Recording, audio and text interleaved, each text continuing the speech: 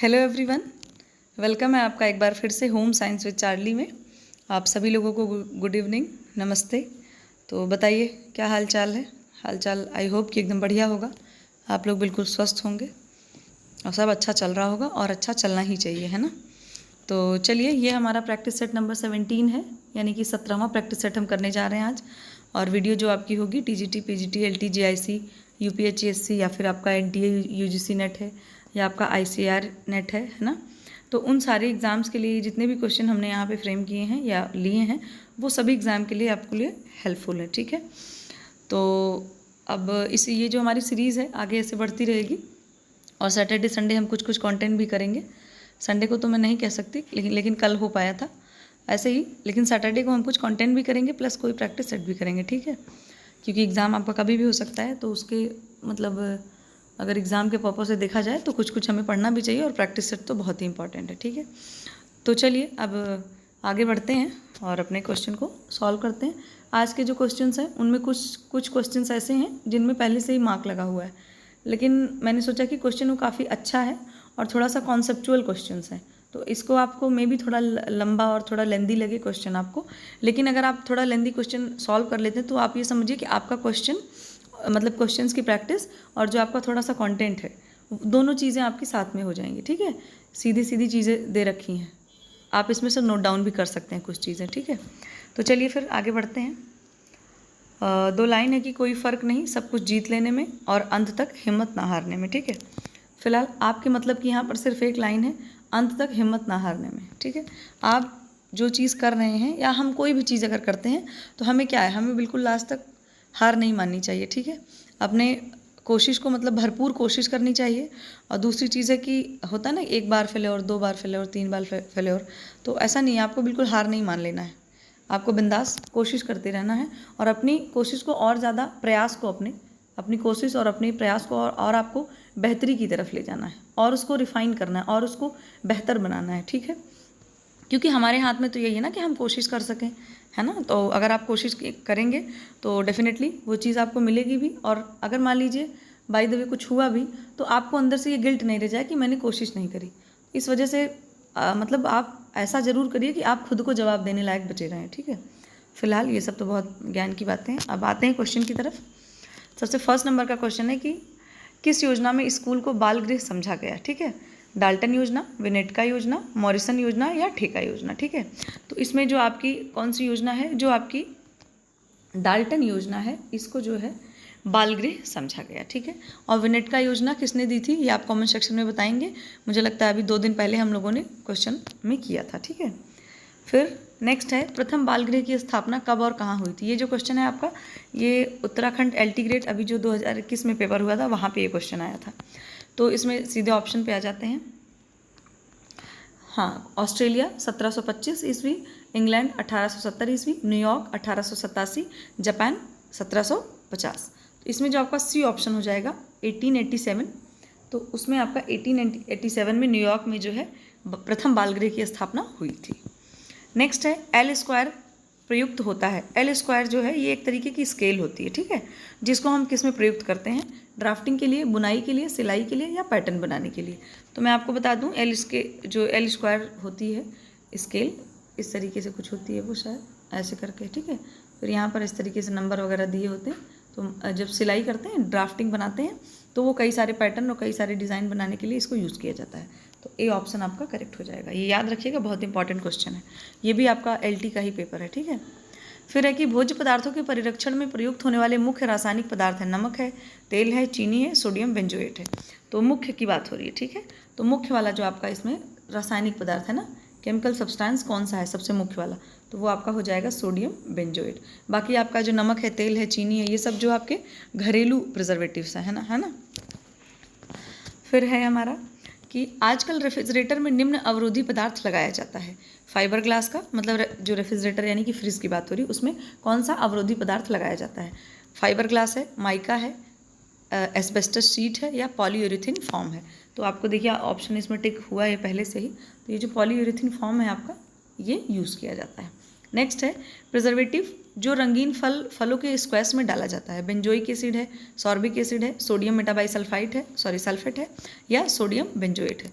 तो आपका ये चीज़ आपको ध्यान रखना है कि जो रंगीन फल स्क्वैश होते हैं, मतलब रंगीन फलों का जो स्क्वैश या सॉस ये सब चीज़ें बनाई जाती हैं, उसमें पड़ता है आपका जो है सोडियम बेंजोएट। लेकिन अगर कोई फल है जिनका आपने स्क्वैश बनाया है या कुछ क्या कहते हैं जैम या जो भी चीज़ें बनाई है, उसमें अगर वो बहुत डार्क कलर का नहीं है, ठीक है, तो उसमें इसमें जो पोटेशियम मेटाबाइसल्फाइड डाला जाता है। यानी कि जो सोडियम बेंजोएट है वो डार्क कलर के फलों के स्क्वैश में या जैम जेली इन सब चीज़ों में डाला जाता है, और जो हल्के कलर वाले या फिर बिल्कुल बिना कलर वाले जो है बनाए जाते हैं जैम जेली मुरब्बा ये सारी चीज़ें, उनमें पोटेशियम मेटाबाइसल्फाइड डाला जाता है। ओके, नेक्स्ट है हमारा, जैसा कि सुप्रीम कोर्ट द्वारा निर्देशित है कि प्राथमिक स्कूल में दिया जाने वाला मिड डे भोजन यानी कि मिड डे मील की बात हो रही है, कैसा होना चाहिए?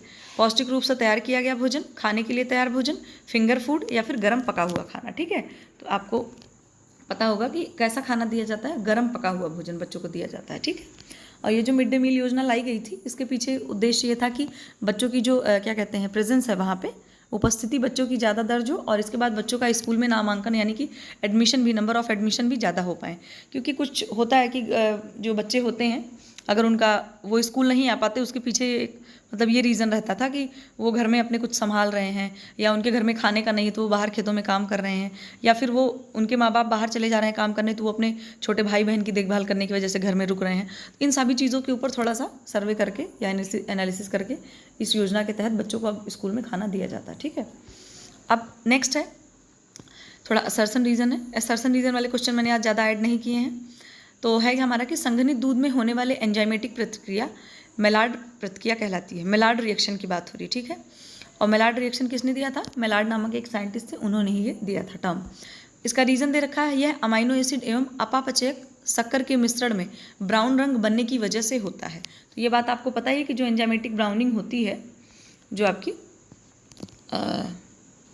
हाँ, ये जो एंजाइमेटिक ब्राउनिंग होती है आपके मिल्क में, वो क्या होती है? मिल्क में जो अमाइनो एसिड होता है और जो मिल्क शुगर होती है यानी कि लैक्टोज, इन दोनों के साथ में क्या रिएक्शन की वजह से ब्राउन कलर जो उत्पन्न होता है, मतलब ये जो रिएक्शन होता है उसी की वजह से ब्राउन कलर आता है। और इसी ये जो कलर आता है, ये जो प्रोसेस होता है, इसी को हम लोग बोलते हैं मेलार्ड प्रतिक्रिया यानी कि या फिर मेलार्ड रिएक्शन। तो इसमें जो आपका असर्शन और रीज़न है, दोनों चीज़ें क्या है? दोनों चीज़ें करेक्ट हैं, इसलिए आपका डी ऑप्शन करेक्ट हो जाएगा। ठीक है, अब जैसे ये देखिए थोड़ा सा यहाँ पे 2 लाइन का था, ये थोड़ा लंबा लगा होगा आपको, लेकिन आपने ये पढ़ लिया तो आपको कम से कम 2 लाइन या फिर कई टर्म आपके जो है क्लियर हो गए। सीधे सीधे एग्जाम में पूछा जाता है कि जो मेलार्ड रिएक्शन होता है कौन से खाद्य पदार्थ में होता है। पहला क्वेश्चन ये बन गया कि दूध में होता है। फिर आपका आ गया कि मेलार्ड रिएक्शन किसके द्वारा दिया गया था? तो मेलार्ड साइंटिस्ट थे, उन्हीं के द्वारा दिया गया था। तीसरा आपका ये बन गया कि जो मेलार्ड रिएक्शन होता है वो दूध की शक्कर, कभी कभी एग्जाम में ये भी तो पूछ सकते हैं कि दूध में जो शक्कर होती है और दूध में जो वसीय अम्ल होते हैं उनके रिएक्शन से होता है। तो वसीय अम्ल और अमीनो अम्ल दोनों में ज़्यादा, जब एक बोलने में आता है ना अम्ल रहता है तो हम कंफ्यूज हो जाते हैं, या फिर जल्दी जल्दी में हम वसीय अम्ल ही मार देते हैं। लेकिन आपको याद रखना है कि अमाइनो एसिड और जो मिल्क शुगर होती है, इन दोनों के रिएक्शन के थ्रू जो मतलब प्रोडक्ट बन के आता है उसमें मेलार्ड रिएक्शन होता है। ठीक है, एक दिन मुझसे जो है दूध जल गया था, तो उसमें वो बिल्कुल वैसा ही कलर आ गया था, गलती से फिलहाल जला था, मैंने कोई रिएक्शन नहीं कराई थी उसमें। तो मैंने उसकी वीडियो बनाई है, मैंने सोचा कि मैं उसको अपलोड करूँगी और आप लोग उसको देखिएगा। उसको देखने से यही होगा कि जब आप अपनी आंखों से बिल्कुल देख लेंगे तो आपको कहीं ना कहीं वो चीज़ कनेक्ट कर पाएंगे आप।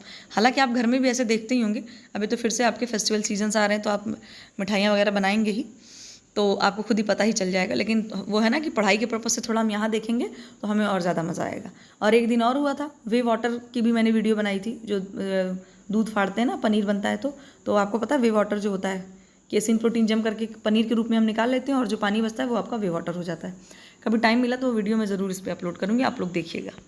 फिर नेक्स्ट क्वेश्चन हमारा खाद्यान्न मिलावट यानी कि फूड अडल्ट्रेशन। तो खाद्यान्न मिलावट प्रतिबंध अधिनियम के द्वारा सरकार कौन सी कार्यवाही करती है? यानी कि जो फूड अडल्ट्रेशन ये आया था, prevention of food adulteration act है ना, तो आपका ये 1955 में आया था। तो मतलब 1955 में लागू हुआ था। आया कब था? 1954 में। तो इसमें सरकार क्या क्या करती है? मिलावट और गलत प्रस्तुतिकरण पर प्रतिबंध लगाती है, खाद्यान्न में मिलावट करने वालों को दंड देती है, उपभोक्ता के लिए शुद्ध खाद्यान्नों की व्यवस्था करती है, या फिर सब कुछ करती है, यानी कि उपर्युक्त सभी। तो इसमें जो आपका डी ऑप्शन होगा वो करेक्ट हो जाएगा। सरकार इन सब चीज़ों में सब कुछ करती है।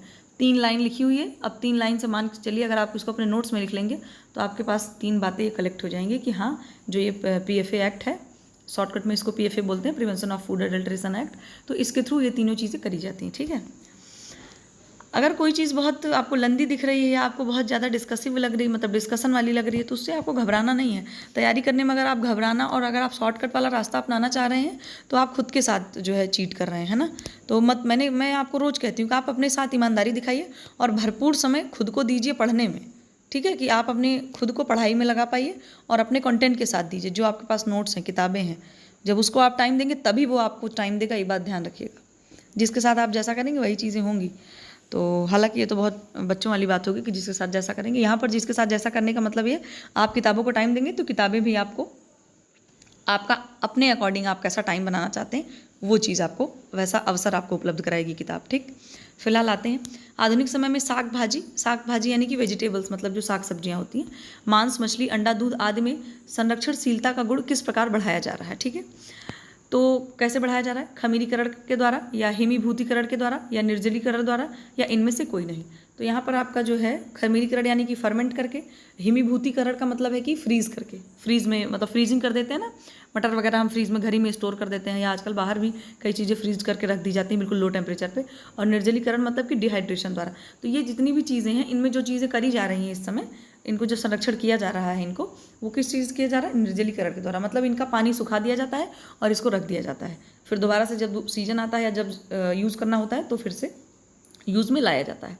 आप उदाहरण के तौर पे आप अपने घर में देखते होंगे जब ठंडी खत्म होने लगती है तो लोग सोया क्या बोलते हैं उसको, हाँ, मेथी और सोया का जो साग होता है उसको लोग क्या करते हैं, काट लेते हैं, उसको धूप में सुखा के स्टोर कर लेते हैं। गोभी को लोग काट लेते हैं, ब्लॉन्च करके सुखा लेते हैं, फिर उसको जो है ऑफ सीजन में यूज़ करते हैं।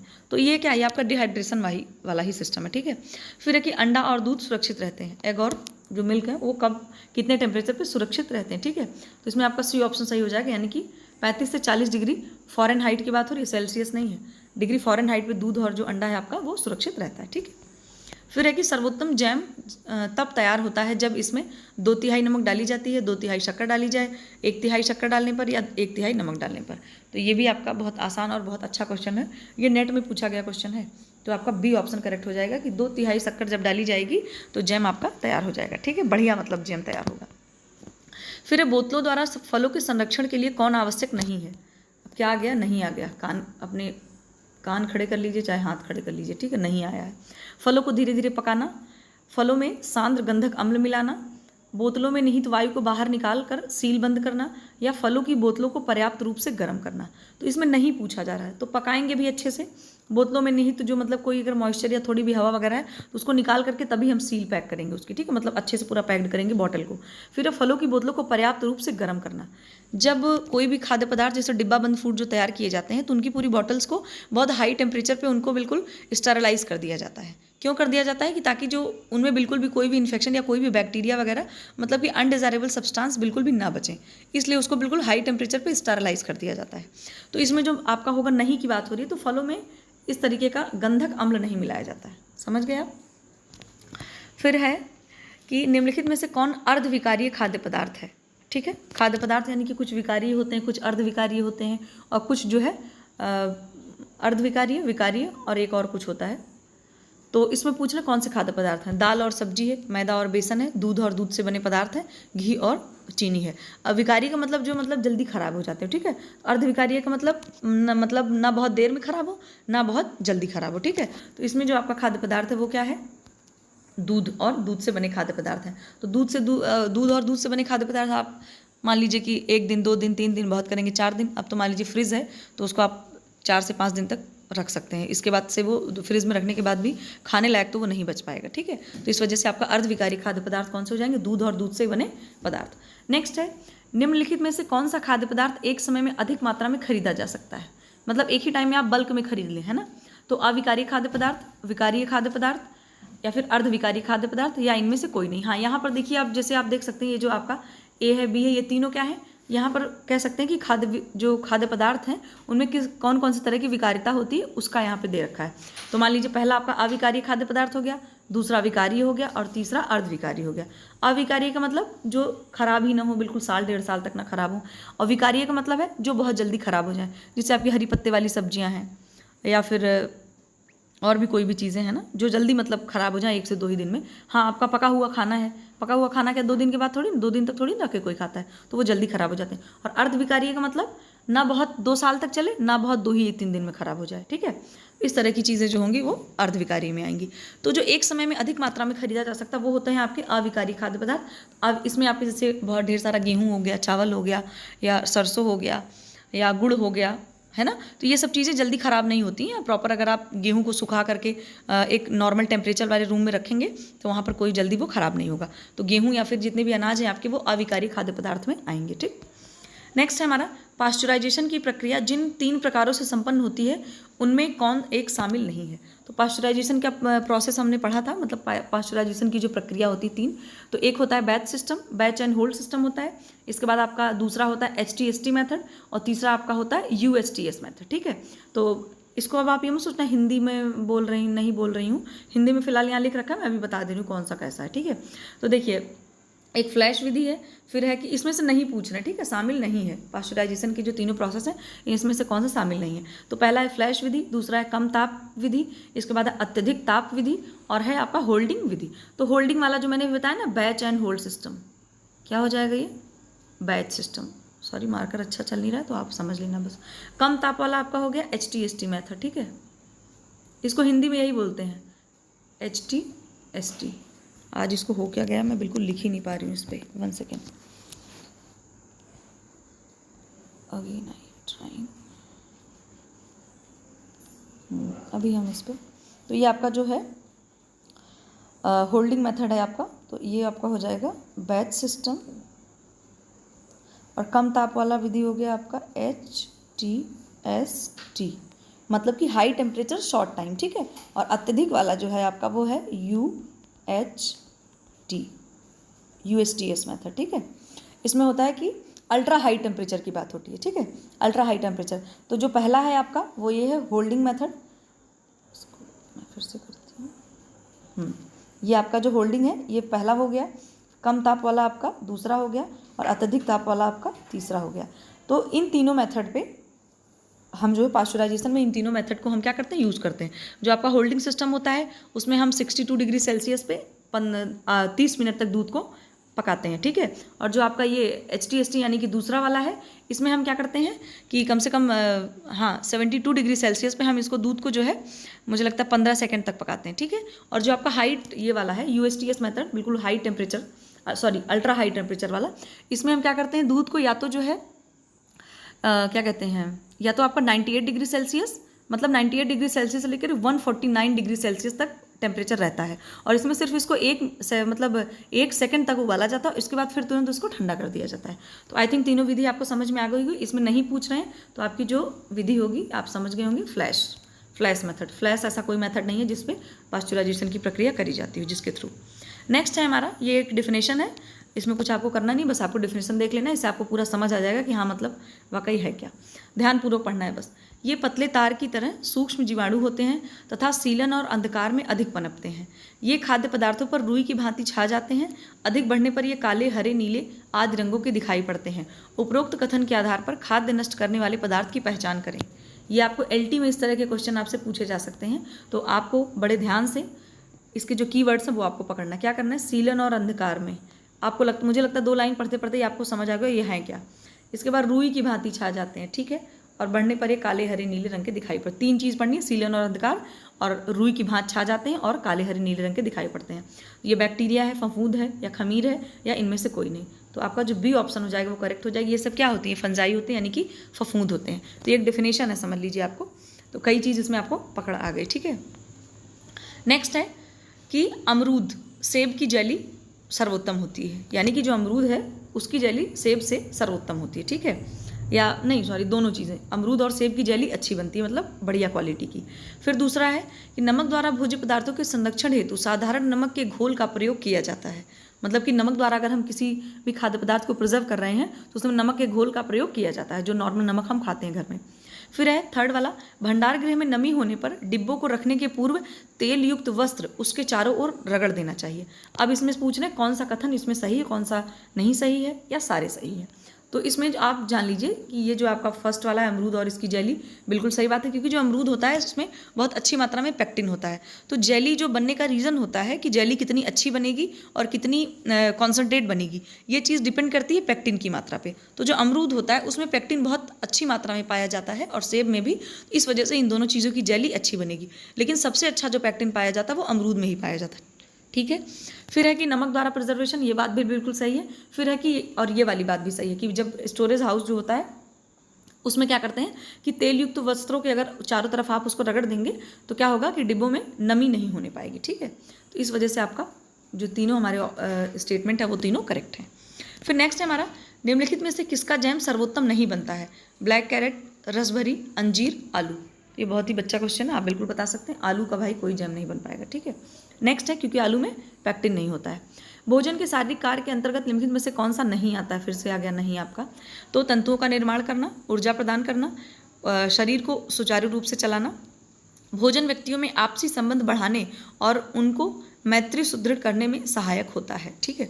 तो आपको मैं बता दूं कि जो तंतुओं, देखिए यहाँ पर शारीरिक कार्य पूछ रहा है। भोजन के कई कार्य होते हैं, शारीरिक होते हैं, मानसिक होते हैं, सामाजिक होते हैं, है ना, धार्मिक कार्य होते हैं। तो यहाँ पर भोजन के फिजिकल वर्क की बात हो रही है कि भोजन करने से फिजिकल प्रॉपर्टीज़ क्या है उसकी, तो शारीरिक कार्य के अंतर्गत नहीं आता है। जो तंतुओं के निर्माण मतलब टिश्यूज़ का फॉर्मेशन, आप भोजन लेंगे तो टिश्यूज़ का फॉर्मेशन होगा, बिल्कुल होगा।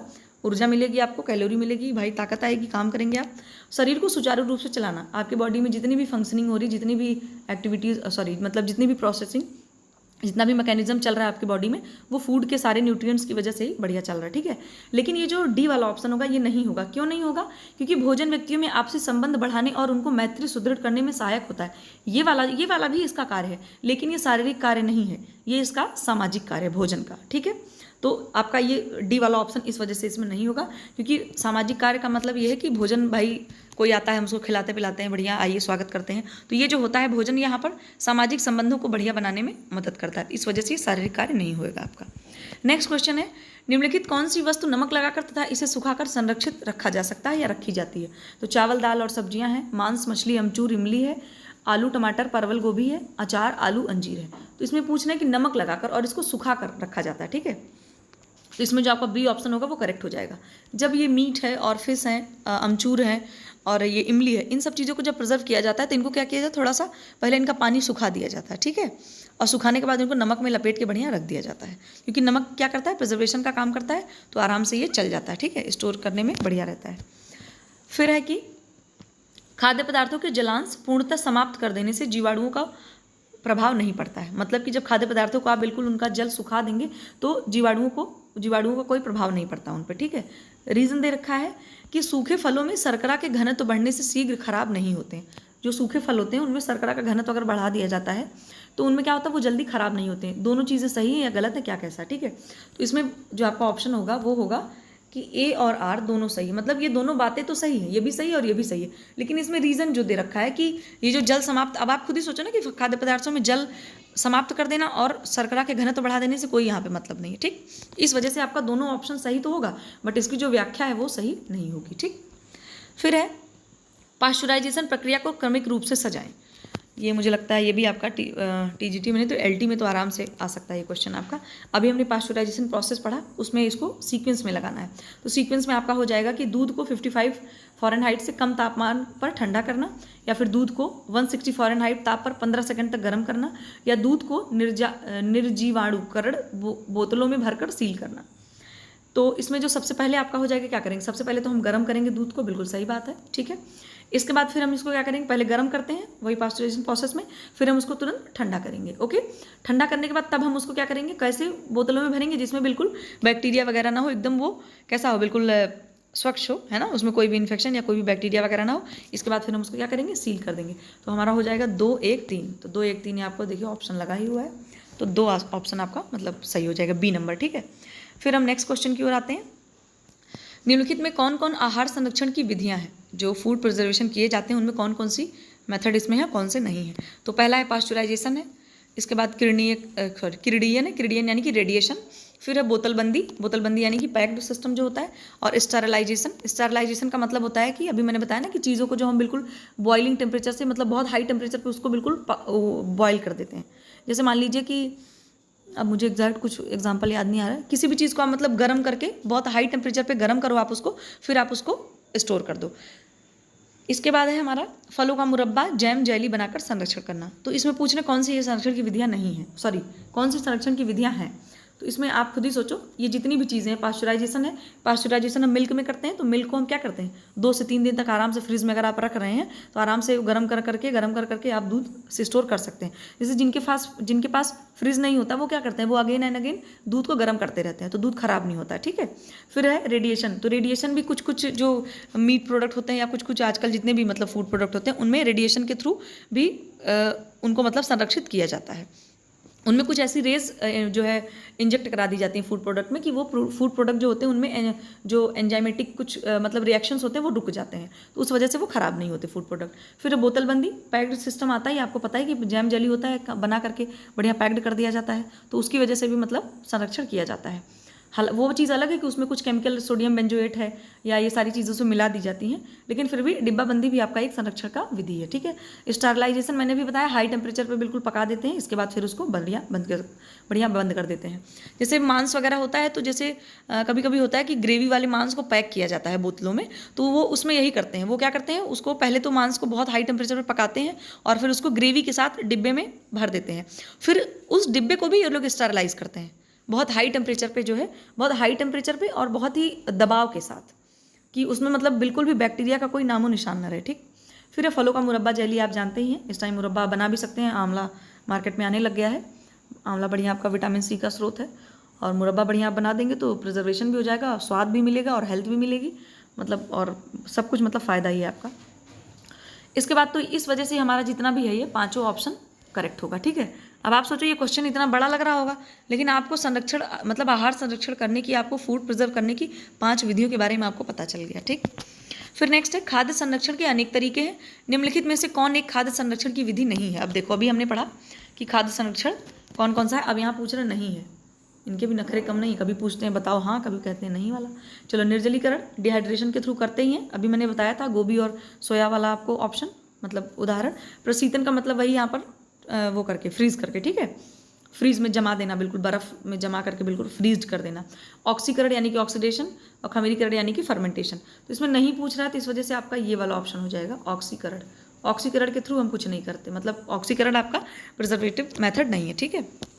नेक्स्ट है नमक के प्रयोग द्वारा खाद्य पदार्थों के संरक्षण से होने वाले लाभ निम्न में से कौन है, ठीक है। नमक के प्रयोग द्वारा खाद्य संरक्षण से होने वाले लाभ कौन कौन से, ठीक है। तो पूछ रहे हैं कि खाद्य पदार्थ से पानी बाहर निकल आता है जिससे जीवाणुओं के पनपने हेतु आवश्यक आर्द्रता नहीं मिल पाती है।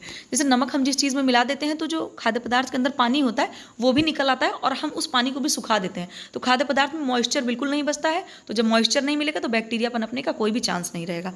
नेक्स्ट ऑप्शन है कि खाद्य पदार्थों में उपस्थित एंजाइमों की क्रिया मंद हो जाती है जिससे खाद्य पदार्थ संरक्षित हो जाता है। बिल्कुल सही बात है, जो एंजाइमेटिक उसमें रिएक्शन होते हैं वो स्लो पड़ जाते हैं, तो जब एंजाइमेटिक रिएक्शंस नहीं होंगे तो जाहिर सी बात है कोई उस खाद्य पदार्थ में कोई भी मतलब चेंजेस नहीं होंगे, तो उस वजह से वो खराब भी नहीं होगा।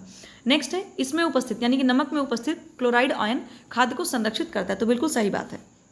इस वजह से हमारा डी ऑप्शन जो होगा वो क्या हो जाएगा, करेक्ट हो जाएगा। यानी कि नमक से जब हम प्रिजर्वेटिव करते हैं, प्रिजर्व करते हैं खाद्य पदार्थ को, तो उसमें इतने सारे लाभ होते हैं, ठीक है। फिर है कि खमीर के बारे में लिखित कथनों पर विचार कीजिए। खमीर एक कोशिकीय सूक्ष्म जीवाणु होते हैं तथा वातावरण में पाए जाते हैं, ये बिल्कुल सही बात। एक चीज़ याद रखो कि ये क्या है आपका, एक सेकेंड, ये आपका क्या है, यूनिसेलुलर माइक्रो ऑर्गेनिज्म है, ठीक। ये बात बिल्कुल कैसी है अभी पूछेंगे इनसे। जब इन्हें ऊर्जा प्राप्ति के लिए शक्कर, जल और उपयुक्त तापमान मिलता है तो इनकी वृद्धि तेज गति से हो जाती है, समझ गए आप।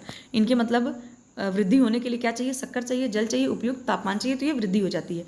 खमीर अम्लीय माध्यम तथा ऑक्सीजन की उपस्थिति में खाद्य पदार्थों में उपस्थित शक्कर, कार्बन डाइऑक्साइड और अल्कोहल में बदल देते हैं। कहने का मतलब ये है जब खमीर जो होते हैं, इन्हीं के बारे में पढ़ रहे हैं, तो ये क्या करते हैं, एसिडिक मीडियम में जब ऑक्सीजन की उपस्थिति रहती है और तो ये क्या करते हैं, खाद्य पदार्थ में उपस्थित होकर क्या करते हैं, जो खाद्य पदार्थ की शक्कर है उसको कार्बन डाइऑक्साइड और अल्कोहल में बदल देते हैं। जब आप डोसा के लिए बैटर बनाते हैं तो उसमें क्या होता है, आपने कभी जब सुबह आप उसको खोलते हैं, जिस भी कंटेनर में आपने उसको रख रखा है, तो बड़ी अजीब सी उसमें महक आती है, बहुत तीखी महक आती है। तो वो यही होता है, जो इसमें ये मतलब जो खमीर होते हैं वो क्या करते हैं, खाद्य पदार्थ में जो आपके वो शक्कर और ऑक्सीजन है उसको कार्बन डाइऑक्साइड और अल्कोहल में चेंज कर देते हैं। इसी वजह से वो फर्मेंटेशन की प्रोसेस हो जाती है और जो महक आती है वो हमें आती है। ठीक है, तो जब हम तवे पे डोसा बनाते हैं तो आप देखते हो कि बहुत तेज़ी से उसमें एक हवा, मतलब क्या बोलते हैं उसको, उठता है, मतलब बड़ा धुआं जैसा नहीं, मतलब ऐसे ही वेपर टाइप, मतलब वाष्प टाइप का उड़ता है। तो वो जो अल्कोहल और कार्बन डाइऑक्साइड होता है वही उड़ जाता है और नॉर्मल खाद्य पदार्थ जो बचता है उसका डोसा बना के हम खा लेते हैं। ठीक है, तो इसमें पूछ रहे हैं कि विचार करिए ये सब क्वेश्चन, मतलब इसमें जितने भी स्टेटमेंट दिए हैं ये सब सही है या कौन से गलत है या नहीं है। इसमें मैंने ऑप्शन अलग से ऐड नहीं किया, तो इसमें मैं आपको बता दूं कि जितने भी आपके मतलब क्या हो रहा है भाई, हाँ, तो इसमें जो आपका होगा 1, 2 और 3, ये तीनों आपके क्या हो जाएंगे, करेक्ट हो जाएंगे। ठीक है, तीनों बातें इसमें सही लिखी हुई हैं। तो आप सोचिए बड़ा क्वेश्चन तो है, लेकिन आपको खमीर के बारे में कितना कुछ पता चल गया। मुझे लगता है क्वेश्चन आना होगा तो यहीं से आ जाएगा, अब आपको इससे बाहर और कुछ पढ़ने की ज़रूरत नहीं है। मैंने इस तरह के क्वेश्चन यही सोचकर इंक्लूड किया कि आपको मतलब जैसे थोड़ा सा कॉन्सेप्ट भी पता चल जाएगा कि किस चीज़ों का मतलब कैसा क्या है। ठीक है, फिर नेक्स्ट है हमारा निम्नलिखित कथनों पर विचार करें। फफूंदी अधिकतर फलों के रस, जेली, शहद आदि मीठे खाद्य पदार्थों पर पनपते हैं। अभी फफूंद की बात कर रहे थे। फिर दूसरा दे रखा है कि प्रकीर्ण शरीर के सामान्य तापमान पर अधिक पनपते हैं तथा गर्म करने पर नष्ट हो जाते हैं। तो इसमें पूछना है कि कौन सा सही है, कौन सा गलत है, कौन सा नहीं सही है। तो ये जो फफूंदी अधिकतर फलों के रस, जेली, ये जो फफूंद होते हैं ये ज़्यादातर मॉइस्चर जो मतलब जैसे अनाज होते हैं या और भी चीज़ें होती हैं, उन सब चीज़ों पे इनको थोड़ा सा मॉइस्चर जहाँ मिलता है और क्या कहते हैं वहाँ पे जैसे बहुत सीलन विलन टाइप की चीज़ें होती वहाँ पर ये पनपते हैं। ठीक है, शहद और फलों के रस और जेली वगैरह में इनका नहीं पनपते हैं। इस वजह से हमारा ये ऑप्शन क्या होगा, गलत हो जाएगा। फिर ये जो दूसरा ऑप्शन है, प्रकीर्ण शरीर के सामान्य तापमान अधिक पनपते हैं तथा गर्म करने पर नष्ट हो जाते हैं। ठीक है, तो इस वजह से हमारा क्या होगा, ये ऑप्शन बिल्कुल सही है। ठीक है, जब हम इसको गर्म करते हैं प्रकीर्ण को तो ये नष्ट हो जाते हैं। इस वजह से जो ऑप्शन नंबर 2 है वो आपका करेक्ट हो जाएगा।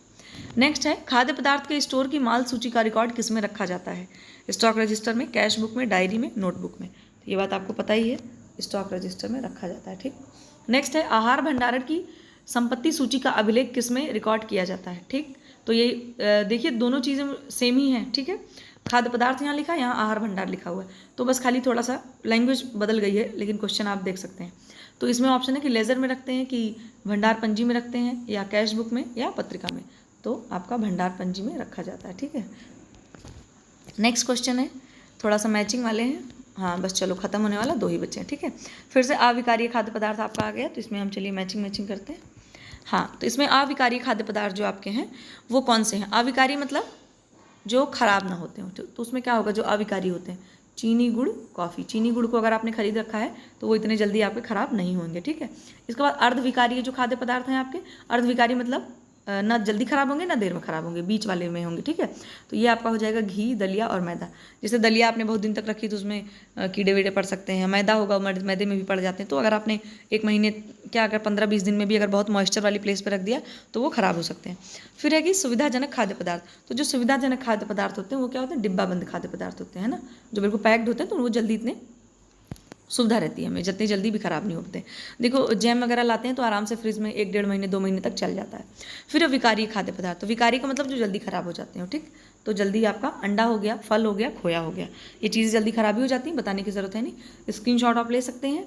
और ये तो आपको मुझे लगता है विकारी, अर्धविकारी और इनका मतलब पूरा क्लियर हो गया होगा आपको। ठीक, फिर है कि अब ये भी मैचिंग हमारा कि बार्ली को बियर के रूप में कहाँ यूज़ करते हैं। 1 सेकेंड, बार्ली मतलब यहाँ पे बार्ले की बात हो रही, यानी कि जौ है ना, जो आपका जौ होता है।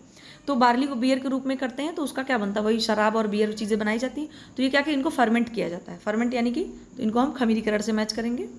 फिर है कि मांस, मछली, अंडा। तो मांस, मछली जो अंडा होता है इनको कैसे प्रिजर्व करते हैं, निर्जलीकरण करके। मैंने भी बताया ना कि मांस से क्या होता है कि मांस से जो उसमें थोड़ा बहुत मॉइस्चर होता है उसको निकाल दिया जाता है।